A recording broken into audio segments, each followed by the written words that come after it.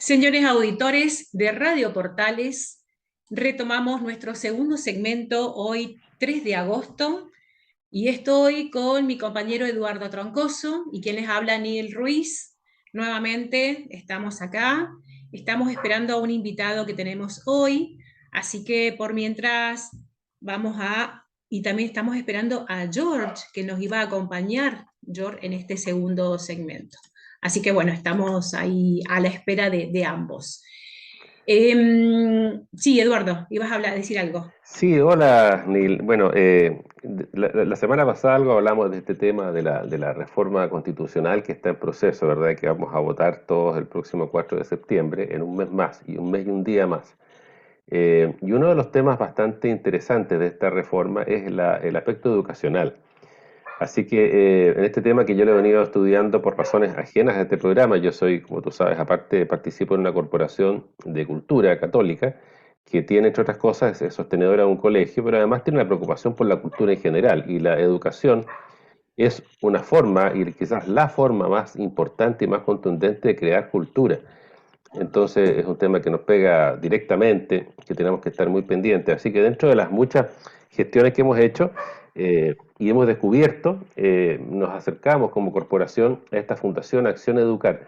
Es una fundación compuesta principalmente por jóvenes que están muy motivados por el tema educacional, muy preocupados y por la calidad de la educación y que por supuesto en estas circunstancias también han tomado el guante de este proyecto de reforma constitucional, lo han analizado a fondo y están ya con una actividad al respecto. Así que quiero presentarles a Daniel Rodríguez, que ya nos está acompañando acá, director ejecutivo de la Fundación Acción Educar. Hola Daniel, bienvenido, ¿cómo estás?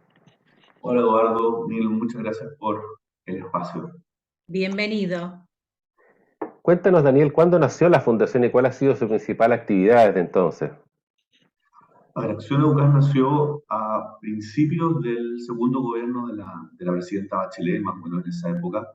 Eh, y la época en la cual se fundó es bien importante porque lo que los fundadores detectaron o notaron en ese minuto es que había una falta de diversidad de visiones respecto a lo que se discutía en términos de políticas públicas. Había una sola visión muy hegemónica, eh, que se había además materializado en estas protestas masivas que hubo en el año 2011. Y predominaba una sola, digamos, una sola visión, una sola opción respecto a qué es lo que había que hacer en educación para mejorar la calidad, para que hubiera más acceso, para que los sueños que la sociedad en general le entrega a la educación se cumplieran. Y de los fundadores, entre los que está el exministro de Educación, Raúl Figueroa, era poder proponer otras visiones desde los datos, desde la evidencia y también desde la opinión política, desde la misma opinión, eh, cuáles podían ser otras alternativas para ver el sistema. Y ahí nacimos. Eh, yo entré un año después, yo llegué al segundo año de la fundación. Y he ido y vuelto, estuve un tiempo, luego trabajé en el gobierno, luego volví a la fundación hace un poco menos de un año. Y, y bueno, nos desplegamos principalmente vía la opinión pública, vía la prensa, pero nuestros caballitos de batalla, por decirlo de alguna manera, son los estudios o análisis que hacemos de las políticas públicas. Es muy interesante porque en esta búsqueda de diversidad justamente es precisamente el eje de lo que hoy día este proyecto de constitución de alguna forma está planteando. Si ya tenemos una estructura bastante rígida, ¿verdad? Yo fui director de colegio, así que algo supe, en que los programas del Ministerio de Educación, que vienen en realidad en el Consejo Superior de Educación, pero los que analiza el Ministerio son bastante rígidos y dejan bastante poco espacio para poder innovar o buscar alternativas. Ahora con este proyecto la situación es bastante más compleja en dos aspectos fundamentales que son, si le podríamos decir, los dos caras de una misma moneda. Una es la libertad de enseñanza, o sea, la libertad de plantear, de ofrecer diversos proyectos educativos a través de diferentes tipos de establecimientos educacionales, y por otro lado, desde el punto de vista de los papás, de los que tienen que educar a sus hijos hoy día, qué derecho, qué posibilidades tienen, qué autoridad tienen padres, y al decir papás, por favor, no quiero ser políticamente correcto, papás y mamás y apoderados, o sea, la familia, el núcleo familiar, qué derecho tiene, qué acceso tiene, qué autoridad tiene para ir dándole a esos hijos una formación valórica, espiritual, moral, incluso una forma de enfrentar su educación que tenga alguna alternativa, alguna variante. ¿Cómo se ve ese tema, Daniel, hoy día con este proyecto? Bueno, si uno hace un análisis general del texto, lo que tú dices, Eduardo, es una de las cosas más graves.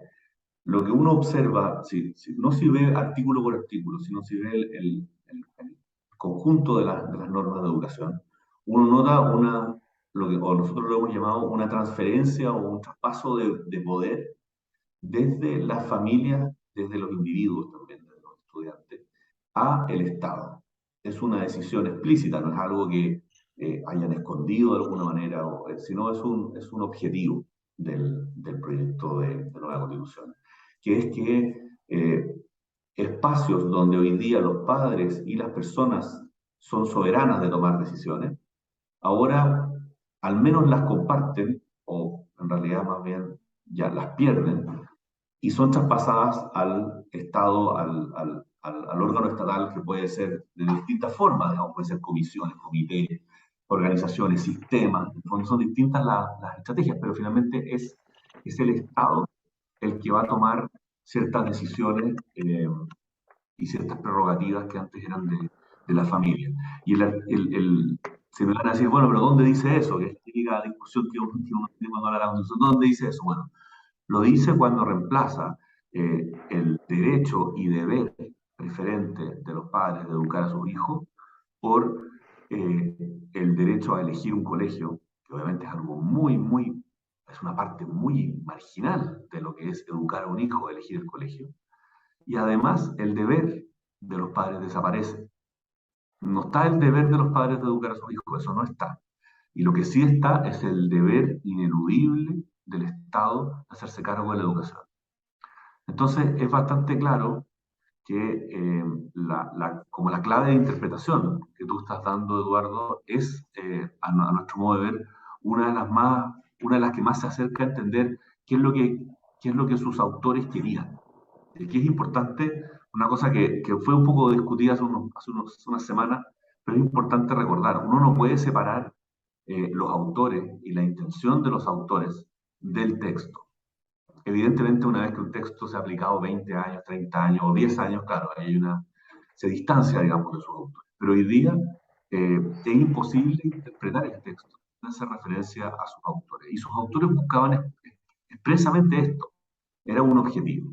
Y claro, no quiero, para cerrar la respuesta, eh, solo dejar abierto que las consecuencias de lo que se está proponiendo van más allá de lo que podemos ver en el presente inmediato. Una cosa podemos decir, bueno, entonces el Estado va a tener una participación mucho más fuerte en elegir en los colegios. Sí, puede ser. Ok, o sea, el Estado ahora tiene un derecho por encima de los padres respecto a sus hijos. Sí, hay mecanismos, en fin, podría ser. Pero es muy difícil proyectar esto cómo va a terminar en 30 años más y con una y otra interpretaciones del mismo texto. Entonces, efectivamente es muy preocupante. Bueno, hubo una experiencia muy parecida en que el Estado asumió el control de la educación, y eso ocurrió en Alemania en 1936, ¿verdad? Y sabemos cuál fue el resultado de eso.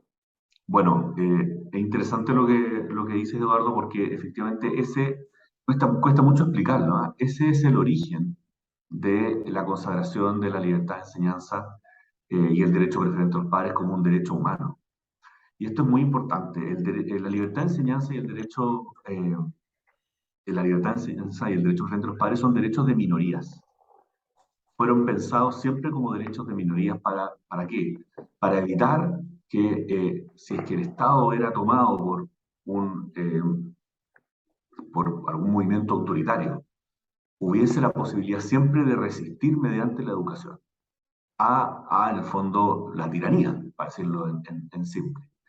Y por lo tanto, este derecho, cuando uno está en tiempos de paz, o cuando estamos todos de acuerdo, o cuando en general no hay mucha conflictividad, no es un derecho que las personas estén permanentemente llamando a colación. Es muy parecido a la libertad de expresión, es muy parecido a la libertad religiosa.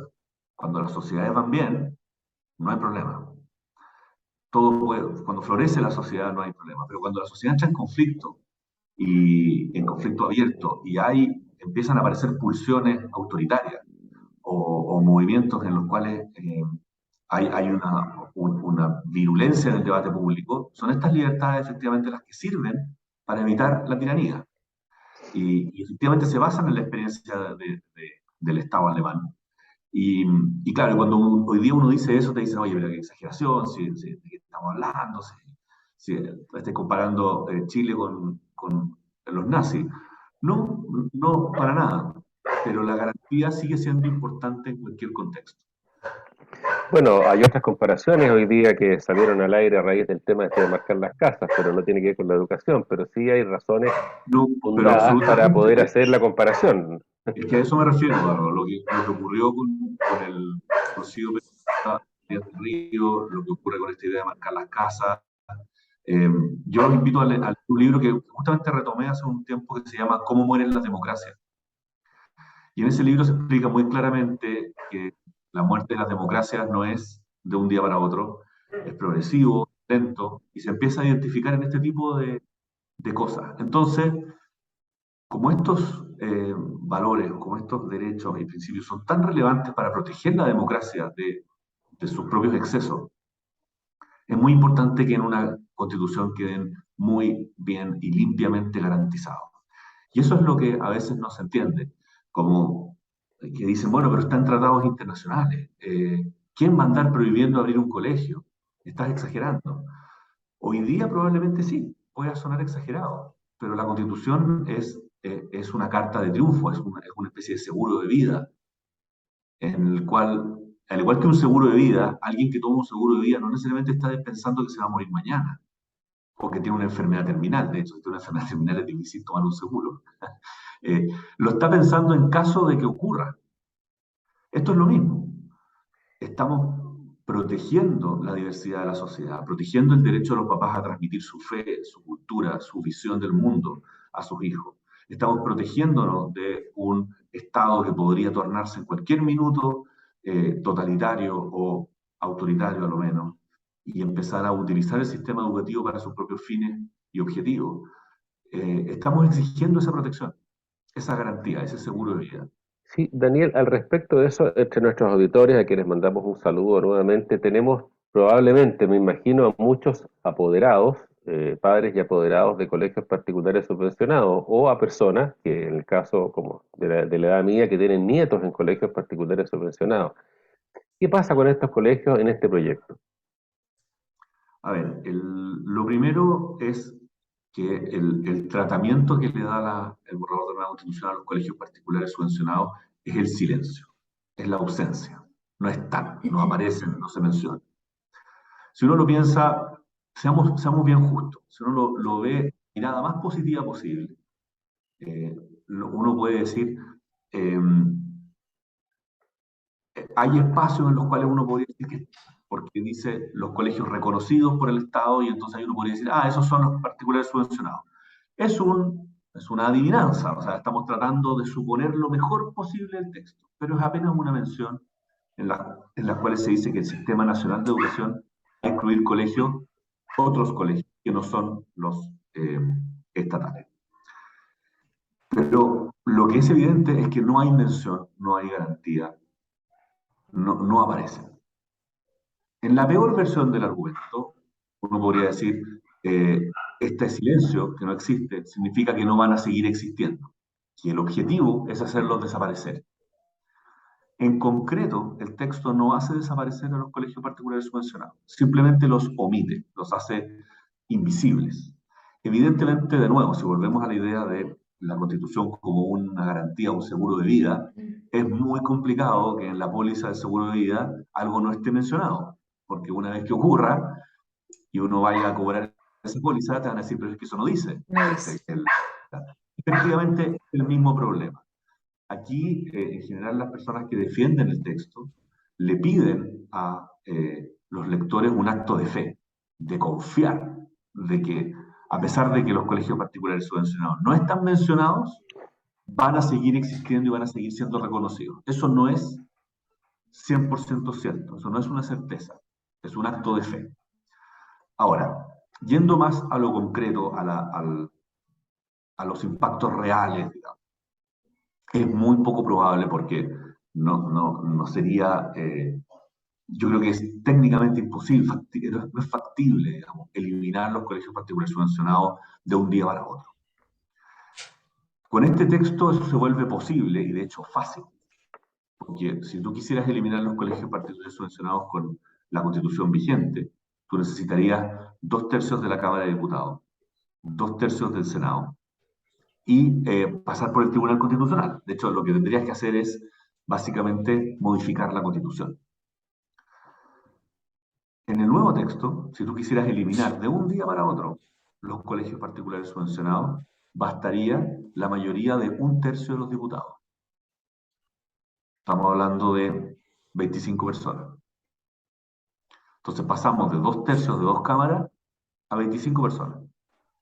Porque no sé si saben, pero el nuevo sistema político permite a la Cámara de Diputados tomar decisiones con 1/3 de los miembros en ejercicio. O sea, basta que hayan 25 personas en la Cámara para poder tomar decisiones, en vez de 150. O sea, es bastante distinto. Entonces, la condición de fragilidad de los colegios particulares subvencionados es total. Basta una ley simple, sin quórum, sin ningún tipo de control, para eliminar el 55% del sistema. Eso es un hecho. ¿Cuál es el cronograma de esto? Los primeros meses, los primeros 18 meses de una vez aprobada la nueva Constitución. Ese plazo es el que se da para crear el Sistema Nacional de Educación y para establecer las formas de financiamiento. Durante esos 18 meses, la educación particular subvencionada va a pender de un hilo, en razón a qué es lo que decían los legisladores al respecto. Y como este nuevo sistema no va a tener las restricciones que tiene el actual, efectivamente podría muy fácilmente ser eliminados o reemplazados por otro diseño distinto, más desfavorable o más restrictivo. Para hacer una síntesis, no es la nueva Constitución la que elimina los colegios particulares subvencionados. No es así. El día que se apruebe no dejan de existir. Lo que hace es son dos cosas: eliminar cualquier tipo de protección que podría tener este sistema educacional, eliminar toda la protección que tiene, y en segundo lugar, generar un sistema político que hace factible su eliminación mediante un proceso que es muy, muy, muy fácil comparado con ni siquiera una ley simple hoy día. O sea, una ley simple hoy día es más fácil que lo que se requeriría para eliminar a los colegios particulares subvencionados con la nueva Constitución. Esto por los cambios del sistema político. Y para dimensionar esto, Daniel, ¿qué porcentaje de los alumnos en Chile están en colegios particulares subvencionados? A ver, 55% de la matrícula escolar está en colegios particulares subvencionados. Wow, o sea, más de la mitad. Sí, si tú sumas los otros tipos de colegios, es cerca del 67%. O sea, la educación estatal, que es la única educación en la cual se refiere el texto de la nueva Constitución, es 33%, un poco más del porcentaje de la matrícula. Y todos sabemos cuál es el nivel de calidad de esa educación en comparación con la particular subvencionada y la particular pagada. Así es, los resultados de las pruebas estandarizadas muestran que el sistema municipal tiene peores rendimientos en las pruebas sistemáticamente. Ahora, si tú corriges por nivel socioeconómico, es decir, si ves la distribución de nivel socioeconómico, eso en general muestra que no es que sean más efectivos los colegios particulares subvencionados, sino que tienden a agrupar estudiantes de mayor nivel socioeconómico. Eso era la verdad, o eso era lo que mostraban los datos hace unos años. Hoy día sabemos también que la distribución socioeconómica, es decir, la vulnerabilidad de los alumnos en el mundo particular subvencionado y municipal es bastante parecida. Y además, con la eliminación de la selección y el copago, la posibilidad de discriminar en realidad no existe. Y por lo tanto, esto agrava, digamos, el hecho que los colegios municipales tengan peores resultados en las pruebas estandarizadas. Ahora supongamos que sobrevivan por un tiempo los colegios particulares subvencionados, incluso los particulares pagados. Eh, Entiendo que no es la única amenaza, entre comillas, a la posibilidad de esos colegios de sostener un cierto proyecto educativo con ciertos valores, ciertos estándares y ciertos principios y ciertos proyectos pedagógicos. Así es, pero eso en el fondo, claro, afecta a todo el sistema, incluido el estatal, ¿no? Ujú. A veces uno piensa que las cosas que son malas para los colegios particulares subvencionados no son malas para los colegios estatales, y son igual de malas. O sea, el problema es idéntico. Eh, y este problema que tiene esta constitución, eh, una decisión que no es necesariamente mala, que es el haber establecido fines y principios de la educación. Yo no los habría puesto personalmente a nivel constitucional, pero es interesante que desde el texto constitucional se fije de alguna manera cuál es el propósito de la educación, para qué está, cuál es el fin que queremos conseguir con la educación. Pero este texto se excedió en esa materia, en dos cosas. Primero, generó una lista de fines y principios que tiene dos problemas hacer una lista. Primero, que prioriza, necesariamente deja cosas adentro y cosas afuera. No existe ninguna lista que tenga todo. La lista necesariamente, igual que en el supermercado, uno hace una lista de cosas que quedan fuera. Y obviamente eso lo que ocurre es que las cosas que quedan fuera son menos importantes. O en el caso de la Constitución no existen. Y por lo tanto eso genera un conflicto porque no hay una sola visión de qué es lo que es importante en educación. Es lo mismo que no hay una sola visión de qué es lo que es importante en calidad de la educación. Son conceptos en disputa, son diversos. Y además, la interpretación de esos conceptos tampoco es fija. No es que todos estemos de acuerdo en qué es lo que significa la conciencia ecológica, que es uno de los principios de la educación en la nueva Constitución. ¿Eso cómo se materializa? Es una de las dificultades. Después voy a entrar en eso de la materialización, o quizás lo voy a ir ahora. Cuando un concepto se establece como principio, es muy importante que haya un acuerdo relativamente general respecto a qué significa y también cómo se va a aplicar, cómo se va a medir y cómo se va a diferenciar el que cumple con el que no cumple, que es lo más importante, sobre todo cuando es una regla que define el Estado. Entonces, para poner un principio en el que probablemente nadie se va a oponer, conciencia ecológica, es uno de los principios de la educación. Alguien podría hacer la pregunta, porque en esto no hay preguntas tontas, y en esto hay que evitar que algunas personas que entran al debate digan que son mentiras o son tonteras, son preguntas válidas. La conciencia ecológica implica que ya no voy a poder sacar fotocopias en el colegio porque tengo que hacer todo digital, por ejemplo. No sé, puede ser. ¿Alguien podría interpretarlo así? Sí. ¿Alguien podría interpretarlo diferente? También. Pero lo que importa no es quién lo interprete, no es que hay muchas interpretaciones, lo que importa es que el que vaya a castigar y a decir quién cumple y quién no cumple, hay que saber qué es lo que él piensa. Y no lo sabemos. Y cuando el concepto de conciencia ecológica pasamos a cosas como enfoque de género, pluralismo, empieza a haber más conflicto. Pluralismo significa que vamos a tolerar cualquier tipo de ideología en un colegio. Ideologías racistas, ideologías nacionalistas, las vamos a permitir.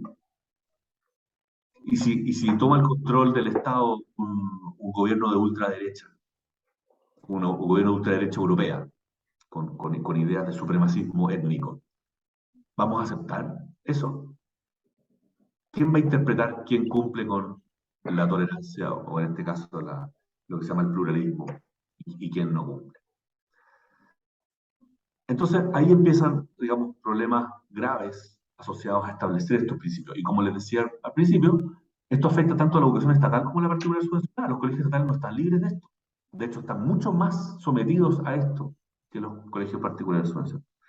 Y el segundo punto en que esta constitución, a mi modo de ver, o propuesta de constitución, comete el error más grave, es que amarra la comprensión de la calidad a estos conceptos.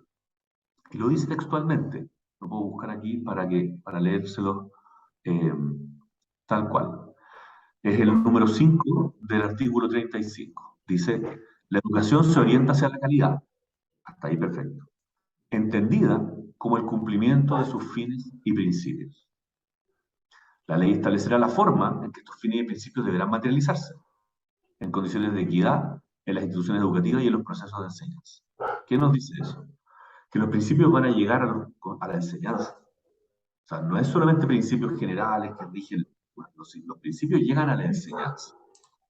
Y una ley va a definir cómo se materializa, es decir, cómo se define quién cumple y quién no cumple.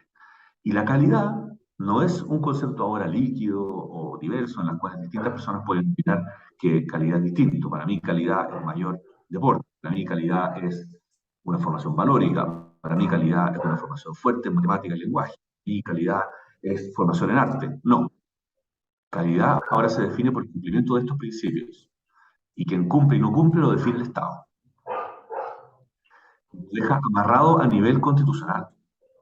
Entonces, eh, es evidente ya, y no quiero seguir alargándome, que la restricción a la libertad de enseñanza mediante este mecanismo, este dispositivo de fijar principios y luego amarrarlos como la definición de calidad, eh, a mí me parece es autoritario. Es una cosa que restringe la autonomía del individuo. Y de nuevo, ahora vamos a tener un Estado que no solamente fija principios, sino que los hace cumplir mediante un sistema de aseguramiento de la calidad. Eh, y que va a decir, bueno, ¿tu colegio respeta el enfoque de género como yo lo entiendo? No, entonces de mala calidad. ¿Tu colegio tiene, por ejemplo, tasas de ingreso de personas indígenas? No, entonces de mala calidad. Y ese riesgo no es remoto, es bastante concreto y es muy grande. Súper interesante lo que nos estás contando y esto amerita para volver a invitarte y que nos sigas contando de esta situación, de esta realidad, ¿no? Porque muchas veces es también la interpretación que le puede dar la gente a estos pequeños detalles que realmente son importantes tenerlos en cuenta. Así que te vamos a dejar comprometido para que nos vuelvas a acompañar según tus tiempos Por y supuesto, feliz. nos sigas contando más al respecto y ayude también a muchas personas a tomar decisiones y saber realmente qué es lo que quiere para el futuro de su familia, ¿no?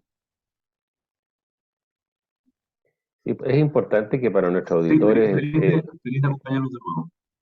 agradecer a Gracias. Daniel porque nos clarifica estos temas y que lo que se está decidiendo en esta elección o en este plebiscito del próximo 4 de septiembre no es si el bono de invierno son 120, 150 mil pesos o si el sueldo mínimo va a aumentar a 500 mil mañana o pasado.